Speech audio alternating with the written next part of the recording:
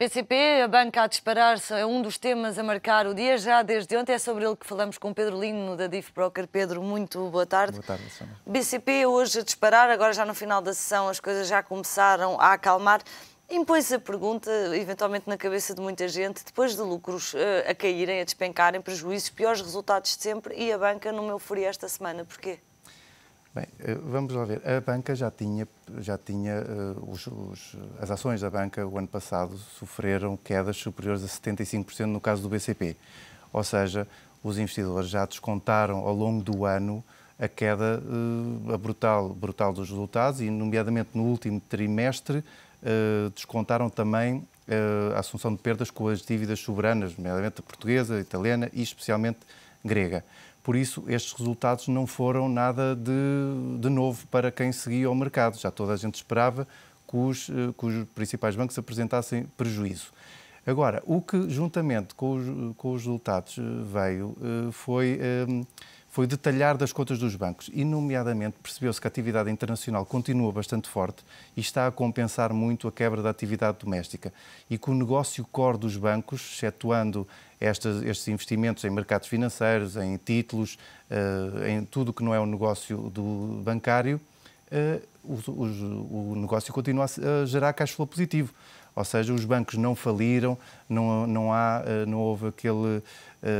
Pensava-se muito no final do ano que os bancos podiam ter graves problemas em pagar as suas dívidas, a atividade toda a gerar prejuízo.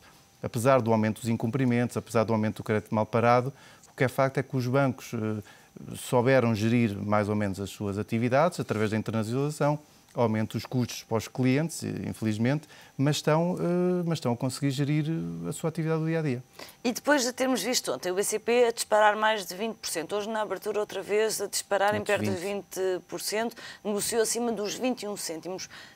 Peço-te para depois no lugar do investidor. Ontem deitou-se com o BCP a valorizar 20%, hoje acorda com vontade de investir no banco, apesar de já ter havido esta valorização. É prudente, depois de uma valorização, diria eu, excessiva ou fora do normal, que no dia a seguir isso se repita? Não é recomendável alguma prudência quando estes movimentos acontecem? É recomendável aos investidores que tenham muita prudência, até porque estes movimentos são, como disseste, podem ser excessivos, mas são de certeza que são anormais. Não é normal os bancos subirem ou descerem 10%, 15%, e isso também tem que ser colocado noutro contexto. Juntamente com a apresentação dos resultados, voltando um bocadinho mais atrás, soube-se que o BCP e o BES pediram cerca de 5 mil milhões de euros em dezembro na operação que o Banco Central Europeu levou a cabo há 3 anos. Ora, isso mitigou muito o risco de um eventual incumprimento das obrigações que eles iam ter em 2012 e 2013. No início de dezembro de 2011, ou seja, há pouco mais de 2 meses, as obrigações do BCP para fevereiro de 2013 estavam a tracionar a 30%, com um yield de 30%. Ou seja, os investidores estavam com muito medo que o BCP não tivesse dinheiro para pagar as suas obrigações. Quem diz o BCP, também o BES, mas com um risco menor. Ora, o que se percebeu agora também com o balanço é que os bancos acorreram à facilidade do Banco Central Europeu e, com isso, em princípio, financiaram-se para pagar todas as suas necessidades. Ou seja, quem comprou com essa yield a 30% vai ganhar imenso dinheiro. Vai ganhar imenso dinheiro, até porque hoje essas obrigações já só rendem cerca de 12,3%. Só, quer dizer, ainda rendem, Sim. Ainda é uma fortuna. Mas quem comprou no pânico e pensava que o BCP não ia cumprir os seus compromissos, já está a ganhar praticamente 20% numa obrigação e em 2 meses, o que é substancial. Posto isso, ora, o risco diminuiu substancialmente para os bancos e quem tinha aquela percepção que os bancos podiam cumprir, percebeu agora com a apresentação de contas que não é isso que vai acontecer. E houve uma volta dos acionistas e de investidores ao setor financeiro. No entanto, estas são valorizações bastante excessivas, porque os problemas não terminaram. O ambiente em Portugal vai permanecer recessivo no próximo ano e meio. Os problemas com a Grécia, como vimos, ainda não terminaram. O haircut, se calhar, vai ser cerca de 75%. Os bancos provisionaram uma média de 65%.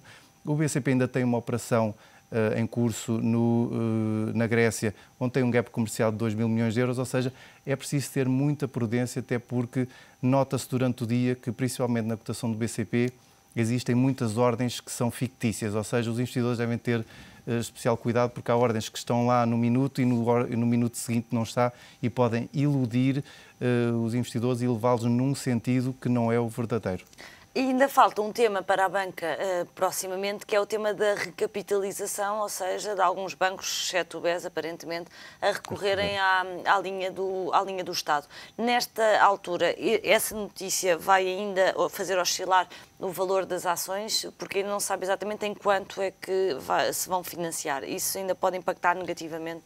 Eu creio que não. Em princípio, o mercado espera que o BCP recorra aos seus acionistas em cerca de 500 milhões de euros e o restante, cerca de outros 1.500, à linha de financiamento do Estado. Para além disso, o banco também tem ativos que se vencem nos próximos anos, nomeadamente obrigações de tesouro.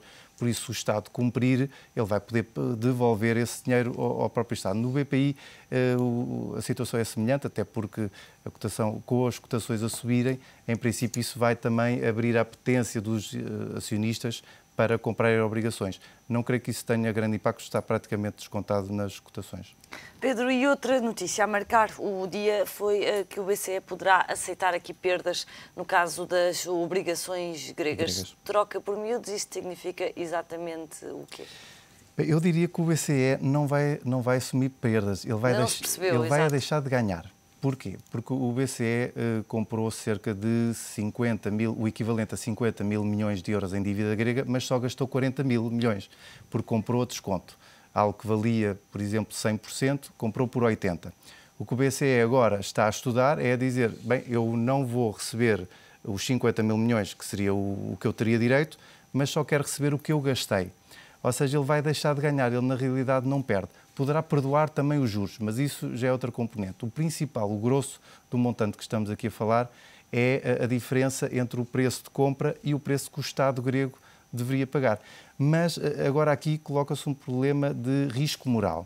Se isso é feito para a Grécia, então porquê que não pode ser feito para Portugal, para a Espanha e para a Itália? Porque é público, o BCE tem cerca de 21 mil milhões de euros de dívida portuguesa, toda comprada a desconto.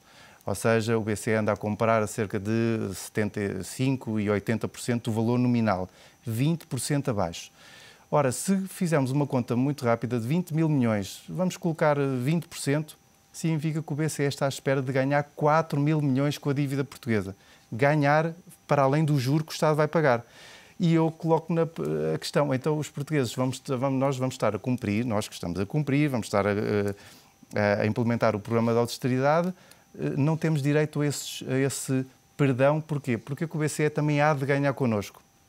Esta é que é a solidariedade que falta à Europa. Porque às tantas estamos a premiar os maus alunos, estou-me a armar um bocadinho em finlandês agora em relação à Grécia. Mas é verdade, isso é o risco moral. Mas estamos a premiar os maus alunos nesta altura. Neste momento, o que eu acho que o BCE está a fazer é uma última tentativa de manter a Grécia no euro, porque nos últimos dias nós vimos que já há altos responsáveis da União Europeia, mesmo comissários, que até dizem que pode não ser algo tão extraordinário assim a Grécia sair do euro. E a ti, o que é que te parece nesta altura, Pedro? Parece-me que há uma grande confusão. Eu acho que a Grécia não devia sair do euro, até por algo que tem vindo a acontecer nos últimos meses, que é a subida do risco geoestratégico do Médio Oriente. A Grécia está muito perto da Turquia, a Turquia está colada ao Irão, ou está muito perto do Irão, da Síria e Israel. Nós estamos na iminência, pelo que se tem visto nos últimos meses, de acontecer algo naquela zona. E a Grécia está ali, sempre teve um conflito também com o Chipre. Acho que não se devia deixar cair, não só por uma razão de termos assumido um compromisso, mas também geoestratégico. É uma espécie de cavalo de Troia na Europa. Sim, pode ser, mas o cavalo neste momento está-nos a dar um grande prejuízo. Agora, é necessário que os gregos também entendam que vão ter que implementar reformas, tal como nós estamos a fazer, e nesse sentido acho que o BCE futuramente também devia premiar os países que estão a cumprir, no sentido de não lhes cobrar, de não obrigar os Estados, a vida. Sim, e não os obrigar a pagar, no caso português, quase 4 mil milhões de euros, que são 2,2% do PIB.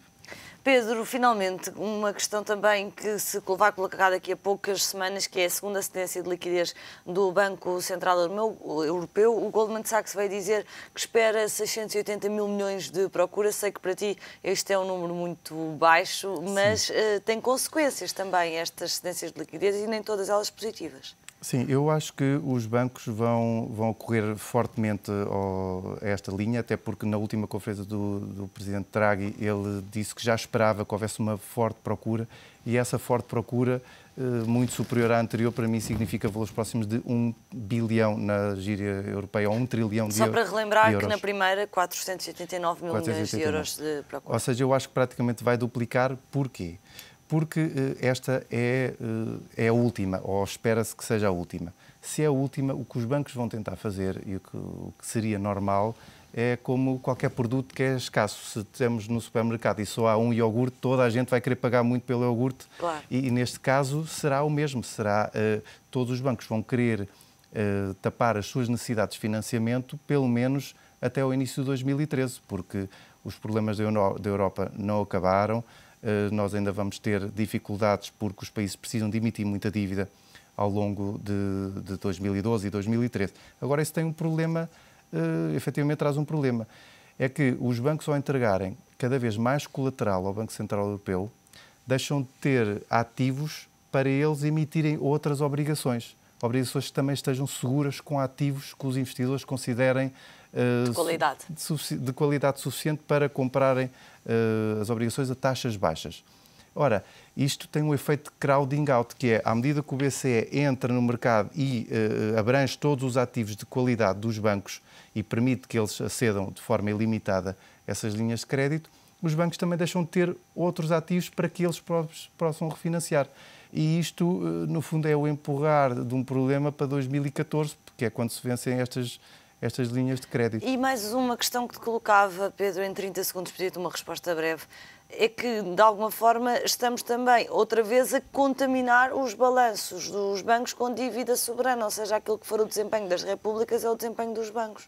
Praticamente sim, porque à medida que os bancos, por exemplo, o Intesa São Paulo já disse que toda a linha de crédito que foi buscar ao BCE, cerca de 30 mil milhões de euros no final de dezembro, será para aplicar em obrigações de tesouro italianas. Por isso, nesse sentido, os bancos estão a investir ou a apostar em que os Estados não vão falir e que o BCE vai estar, se todos assinarem um pacto orçamental, vai estar lá para suportar as economias europeias. Vamos ver. Pedro, muito obrigada. Pedro Lino, da DIF Broker, o comentário aos temas que marcam o dia nos mercados financeiros.